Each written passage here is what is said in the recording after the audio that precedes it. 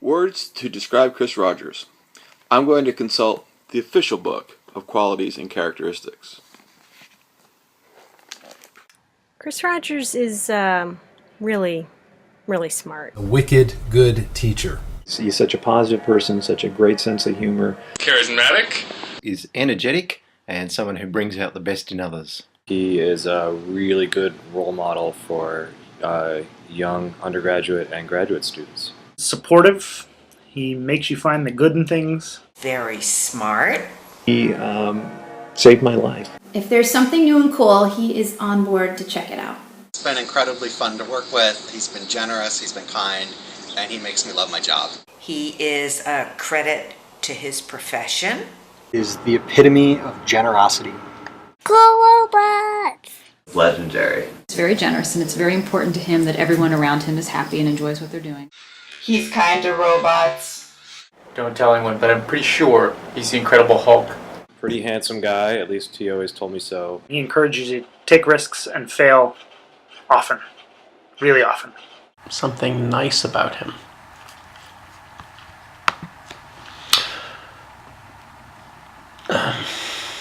Intelligent? Quirky. Not necessarily in a bad way. He's okay at Frisbee, sometimes. Handsome? Nah. That wouldn't work. No, that wouldn't work. Hang on. Old. Energetic. Almost to the point of being overly stimulated and hyperactive. He taught me that it's okay for adults to play with Legos and run down steps 2 at a time. Though maybe not at the same time. Well, because of Chris, I can't stop thinking about Frisbee. So I smoke to forget about it. Pretty much when Friday comes about, I'm pretty much scared for my life. Thinking about that spinning disc, hitting me in the face.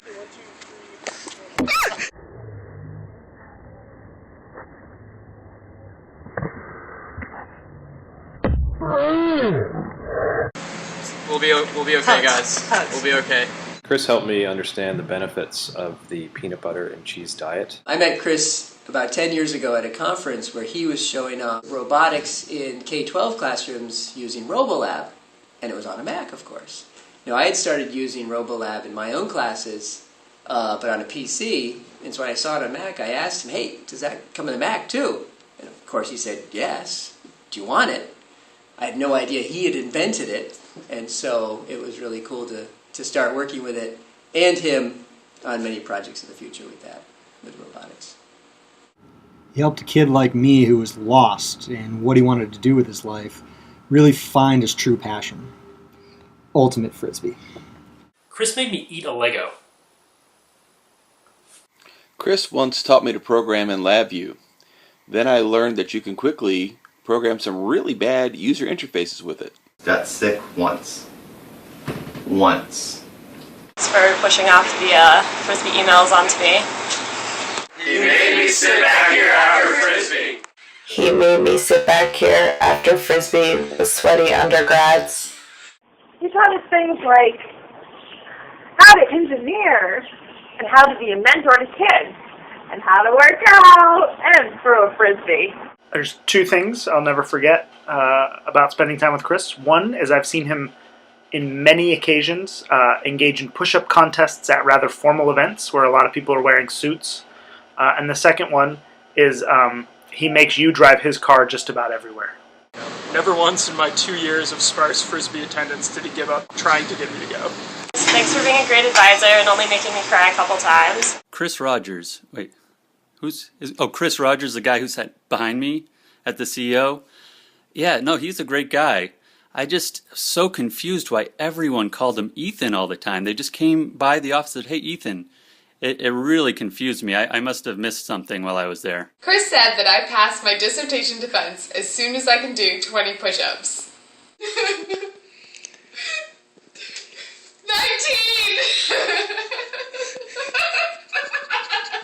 And he'd go to the weight room with me and we'd lift weights together.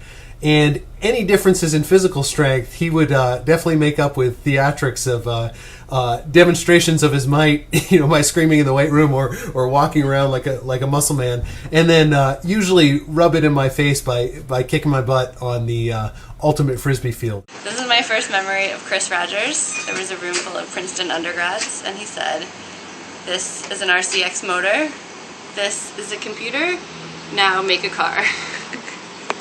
Wanted to find out how I did. It was advanced heat transfer. And so he takes out the sheet that has everybody's names on it. He finds my name. He's going across. He's looking at the grades.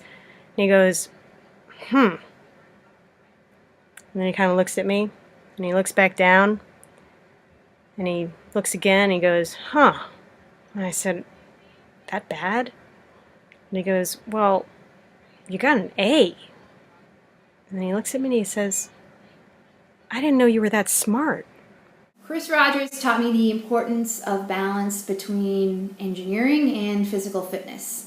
Many times our meetings to discuss my research or some new LabVIEW code I was struggling with occurred jogging from Anderson Hall to the gym, or between bench sets, or on the Ultimate Field. Working for Chris has been great. He's not overwhelming at all to deal with, and doesn't force me to go to the gym, and if I don't, he doesn't guilt me into it. He doesn't constantly ask me when I'm getting married, when I'm having kids, put me in awkward situations, love to embarrass me. Something that became very clear during my time at the CEO is just how much Chris loves talking to other people, nearly as much as he loves being active. And so one of the best ways to get some of Chris's time during a busy week was to offer to walk down to the train station with him. Now that was fine when I had to catch the same train as him, but there were occasions where my car was parked right outside the CEO, and I walked down to the train station with him anyway. And I'm guessing that I'm not the only person who has done that over the years. Chris visited my classroom occasionally to help with our engineering lessons. He'd get my first graders so excited and hyped up that I'd have to give them recess just to calm them down once he left. When I stopped to think about it, Chris was like having an extra, overgrown first grader on steroids in my classroom. Here I am in the Lego building room, the room that really represents best what Chris Rogers has created here at Tufts, his empire. And I think it's appropriate for me to be in here, because it's also the location that, as I slowly turn into Chris Rogers, I'm doomed to be stuck in forever. This one time, Chris and I went out drinking. Man, I swear he had at least a sip of beer. He was hammered. After that, in bed by 7. One time where I was able to pass him off as an entering freshman so that we could both get free lunch in the cafeteria on some pre-freshman orientation day.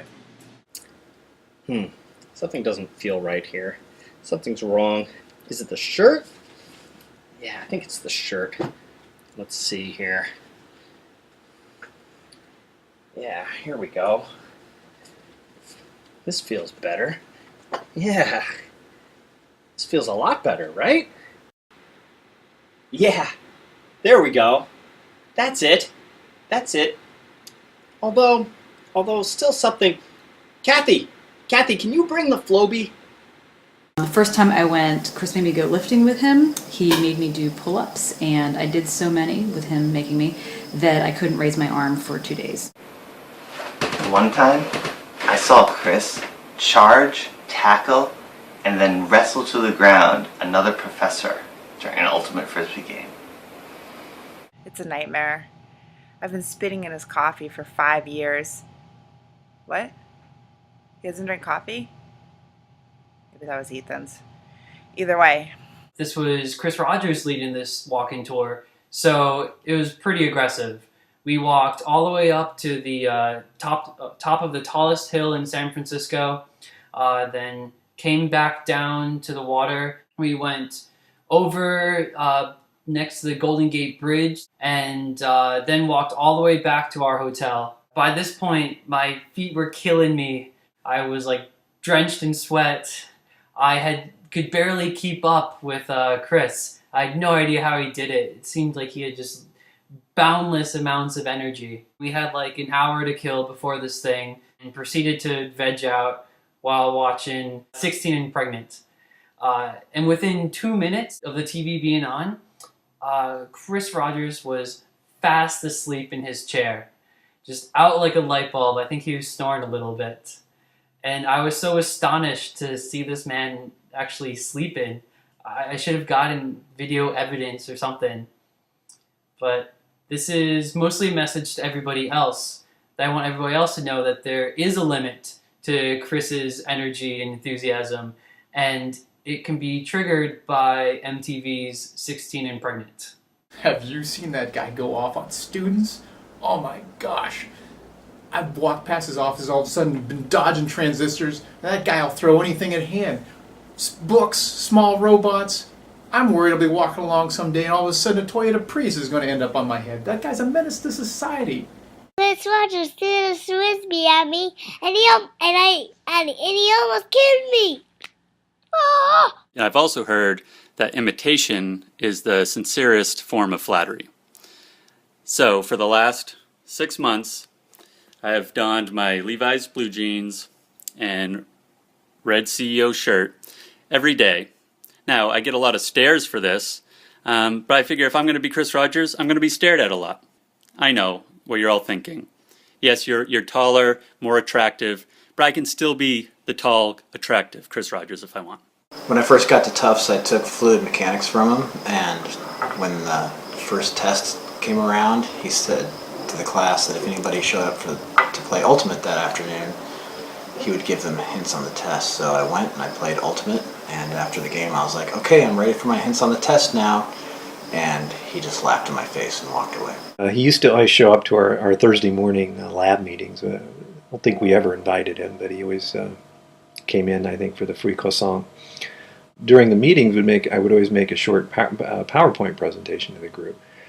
And he discovered that he could hack into my PowerPoints beforehand. I get from my wife a humiliating photo of me that she happened to have, and then he inserted it, unbeknownst to me, into my presentation. I'm giving a presentation to my group. Bam! There it shows is this photograph of me. It wasn't that bad. It was something I was doing with my kids, but something you don't want your colleagues to see. And Chris is laughing his head off during this whole thing. I'm shocked, and of course my colleagues are a little bit shocked. My group, I had about 27, 28 people in the group at the time. And this caused me problems for years afterwards. My group, actually some of the people in my group started ridiculing me. I had to get rid of people. Basically people's careers were ruined because of Chris. And I think, he got a good laugh of it. That's what he wanted. So, anyway, I quit using PowerPoints. Hey, Chris, congratulations, all that stuff, but I gotta get back to work. So, talk to you later. I'll email you. I know it'll take a couple of days before you get back to me, but I know it'll work. See you later. There's an old saying, the older the fiddle, the sweeter the tune. Happy 50th birthday, you old fiddle. Hey, Chris, happy birthday. Go have some plain bread or put some peanut butter on it. Go nuts. Happy birthday, Chris. Happy birthday, Chris. Love you, Chris. It's been wonderful being friends with you, Chris, and I hope you have a great birthday. Happy birthday, Chris. Thanks for being a good sport. Happy birthday, Chris. Happy birthday, Chris. Wish you the best. Happy birthday, Chris. Happy birthday, Chris. Thanks, Chris. For everything. Grüezi, Chris. Du hast nun wieder einen wichtigen Meilenstein auf deinem Lebensweg erreicht. Ich wünsche dir alles Gute zu deinem 50. Geburtstag und für die Zukunft weiterhin Erfolg, Gesundheit und Glück. Auf Wiedersehen.